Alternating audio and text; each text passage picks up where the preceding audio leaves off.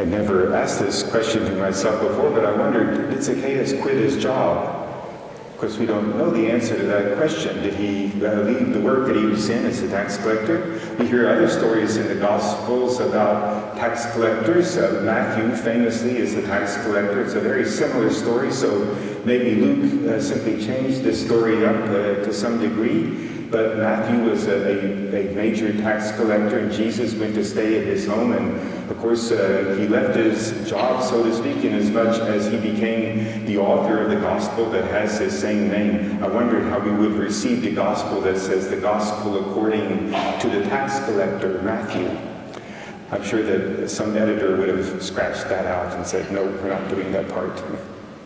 But here's another story about a tax collector, and maybe Jesus met many tax collectors along the way, and there were many stories of that. He certainly met a lot of taxpayers along the way, but here was the story of this tax collector, and I wonder, did he quit his job? Did he leave that? And as I said, there's no way for us to know exactly what Zacchaeus' reaction to that is. We don't read about him. I don't think there's another story about Zacchaeus in the Gospels, so maybe he continued. We do know that he had a radical change of his life. He gives away half of his possessions, and he promises to make restitution up to 4 times for anybody he may have cheated in his life. So he's trying to clean up his past. He wants to do what is right. He wants to put himself right with God, and he becomes totally dedicated to serving God.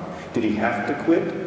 Of course, the majority of people would have said, well, as long as he was working with the Romans, he was a collaborator. He was a sinner. He was handling Gentile things, so he would not have been accepted as a good person. Maybe there's some truth to that, but an honest person, of course, in any job, who wasn't cheating, who was only doing what was right, actually could have been quite a benefit, couldn't he? He could have really helped the people if they had an honest tax collector, which from all our knowledge about them, that would have been a very rare thing to happen, so he could have had some great impact on people's lives.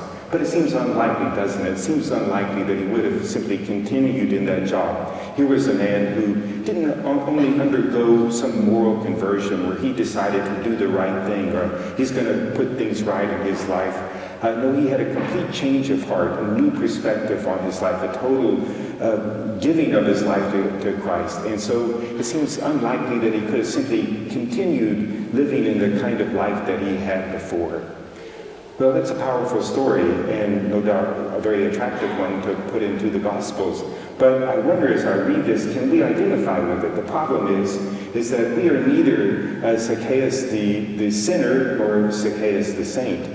We're not the sinner in the sense that here was a man who obviously it says he was a wealthy man. He probably lived in great luxury. He was able to do that because he cheated other people and was notorious for being dishonest and gaining this dishonest wealth.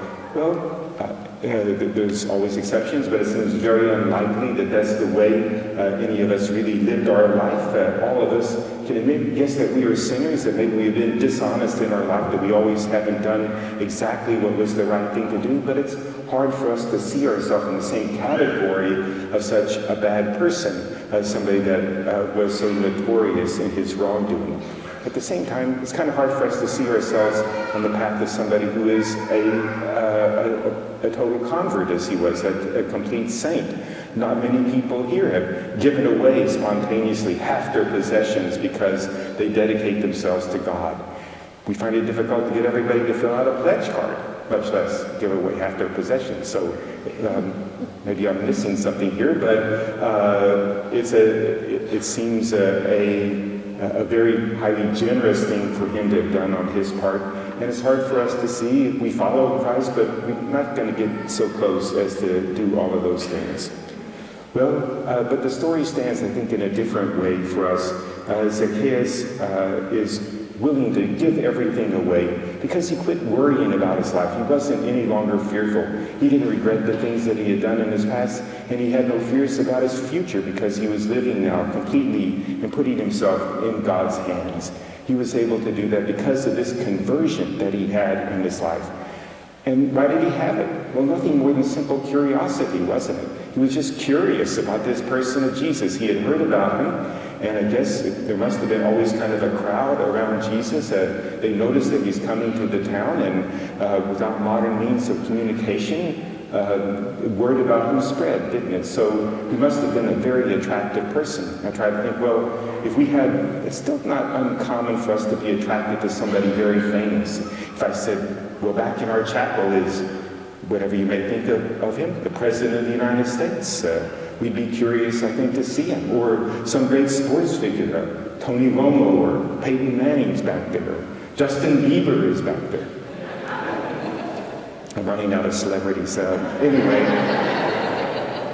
but the point is, somebody interesting or fascinating, somebody that's well-known, whatever our personal feelings about him, still there'd be some curiosity to see this great person. What is it about him that makes him or her so important, such an attractive person? And that was simply his motivation. He wanted to see him. Maybe underneath there was something more. Maybe he recognized not just seeing Jesus as a celebrity or an important person, but he was feeling already the tug within his own heart that said, I'm not really finding satisfaction in my life. Something's not right in my life. I wonder if this person, Jesus, could be the answer for me. But he goes something kind of foolish. He climbs a tree just to get a glimpse of him. But it's not really Zacchaeus seeing Jesus, it's Jesus seeing Zacchaeus that brings about the moment of conversion. Because when Jesus looks at him, it seems to melt his heart entirely. He has a complete change of heart at that moment, and the conversion happens for him. How do we have a Zacchaeus moment ourselves? How do we have that? Wouldn't we like to have that? Wouldn't we be willing to have Jesus look at us and bring about the same kind of conversion? And frankly, if there isn't any way to make that happen, maybe it doesn't happen for the majority of us. Maybe we all don't have such dramatic conversions in our life, but we can see it in other people. We can witness it. We can be a part of that crowd. Don't you think the crowd was changed too? Wouldn't the crowd have been deeply affected by seeing this wealthy man, this person that everybody kind of scorned because of his behavior, suddenly become the most generous person there, the one willing to do anything for God, and that salvation had come to his house. Maybe we can witness those kind of conversions in others and find conversion within our own heart. I think ultimately the question isn't so much, can Zacchaeus go back to his old life, but can we go back to our old life? Can we, who witness what happened to Zacchaeus and look at the Lord Jesus, hear the same words to us, come down, I want to stay in your house too.